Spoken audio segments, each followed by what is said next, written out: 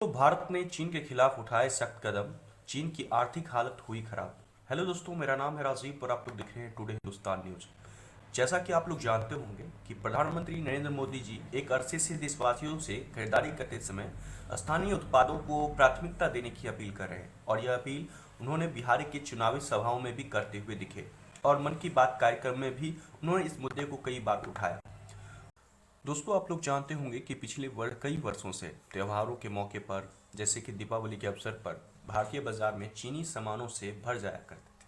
लेकिन दोस्तों, इस बार क्या हुआ है कि जब से श्री प्रधानमंत्री नरेंद्र मोदी जी ने लोगों से अपील की है कि जितना हो सके संभव प्रयास कीजिए कि भारत में ही सामानों को निर्मित किया जाए और मेड इन इंडिया प्रोडक्ट हो। जी हाँ दोस्तों, मेड इन इंडिया प्रोडक्ट हो। तब से लोगों ने इस पर काफ़ी ध्यान और जोर भी दिया है। और बात कर ली जाए, जैसे कि आप लोग जानते होंगे कि दीपावली के अवसर पर चीनी दीपक, झालर और अन्य सामान पाए जाती थी, सजावट के सामानें वो लगभग पाई जाती थी। लेकिन दोस्तों, इस बार जो 70% जो सामान है मेड इन इंडिया प्रोडक्ट्स आपको बाज़ारों में देखे जा रहे हैं, क्योंकि लोग भी इसका पुरजोर सपोर्ट करते हुए नजर आ रहे हैं और चीनी सामानों को बाइकआउट किया जा रहा है। तो दोस्तों, ये काफ़ी अच्छी चीज़ देखने को मिल रही है। और प्रधानमंत्री नरेंद्र मोदी जी ने जो ये अभियान छेड़ा है, इस अभियान में लोग भी उनका साथ देते हुए नजर आ रहे हैं। तो दोस्तों, इससे बहुत ही जल्द जो चाइना का प्रभाव है इंडिया में वो खत्म हो जाएगा और चाइनीज प्रोडक्ट को बाइकआउट कर दिया जाएगा पूरी तरह से। तो ये काफ़ी अच्छी चीज़ देखने को मिल रही है।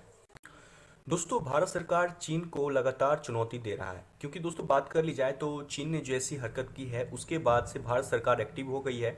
और बात कर ली जाए तो भारत सरकार ने चीन को आर्थिक स्तर पे हो, राजनीतिक हो स्तर पे हो या सैन्य स्तर पे हो, हर तरह से उसे चुनौती देने के लिए तरह तरह के जितने भी इंफ्रास्ट्रक्चर्स हैं उसको डेवलप कर रहा है और उस तरह से उस पर अपना दबाव भी बनाते हुए नजर आ रहा है और काफ़ी हद तक ये कामयाब होता हुआ भी नजर आ रहा है।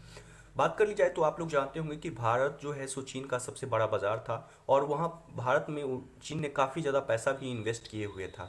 और इसीलिए भारत ने उस पर पूरी तरह से पाबंदी लगाने के लिए उसकी आर्थिक स्थिति को और भी ज़्यादा, जी हाँ, और भी ज़्यादा गंभीर स्थिति में ले जाने के लिए उस पर तरह तरह के दबाव बनाया है। हाल ही में आप लोग जानते होंगे कि टिकटॉक समेत बहुत सारे ऐप्स पे बैन लगा दिए गए।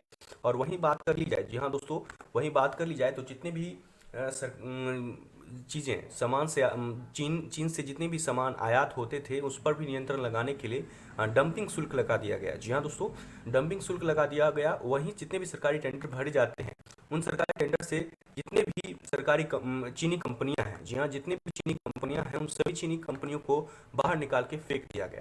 तो दोस्तों, भारतीय सरकार लगातार चीन पर अपना राजनीतिक, कूटनीतिक और सैन्य स्तर पर उस पर दबदबा बनाने के लिए हर तरह से काम कर रहा है और उसमें लगातार रिजल्ट्स भी देखने को मिल रहे हैं और चीन पर काफ़ी दबाव बनता हुआ भी नजर आ रहा है, जिससे चीन की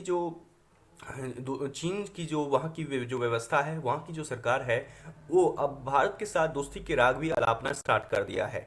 क्योंकि भारत समेत बहुत सारे देश भी चीन को अब बायकॉट कर रहे हैं, क्योंकि भारत ने सबसे पहले चीन का बायकॉट करना स्टार्ट किया। उसके बाद से पूरी दुनिया अब चीन को बायकॉट करने पर उतारू हो चुकी है और इसलिए चीन काफ़ी घबरा उठा है और उसका पूरा इकोनॉमी ही ठप पड़ जाएगा, क्योंकि चीन की जो सबसे बड़ी इकोनॉमी का शक्ति है वो उसका व्यापार है और भारत उसके व्यापार को ही नष्ट और ध्वस्त करने पर लगा हुआ है।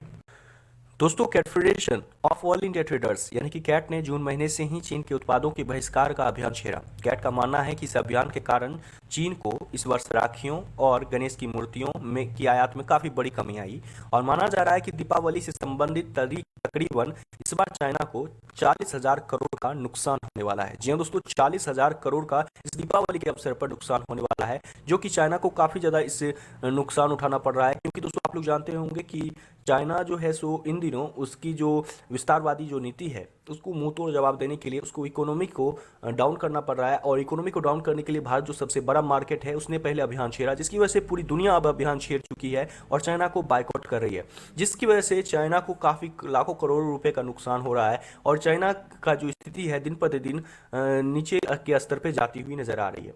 वैसे दोस्तों आपको बता दें कि पिछले वर्ष, जी हाँ दोस्तों, पिछले वर्ष की जो स्थितियां हैं जो कि आप मेरी स्क्रीन पर देख सकते हैं, तकरीबन 26.33 अरब डॉलर का, जी हाँ, बिजनेस करती थी भारत सरकार के साथ। और बात कर ली जाए तो 2017-18 के बीच का जो बिजनेस का ट्रेड है उसका ये रिपोर्ट है। और बात कर ली जाए अभी की जो स्थितियां देखी जा रही है, यानी कि साल 2020 में अब वो घट के सीधे 12.6 स्तर पे आ गया है, यानी कि 6 अरब डॉलर के स्तर पे आ गया है। यानी कि दोस्तों आधे से भी कम के नीचे के स्तर पे आ गया है। चाइना के साथ इतना ही बिजनेस हुआ है जो कि अभी तक रिपोर्ट्स देखने को मिली है।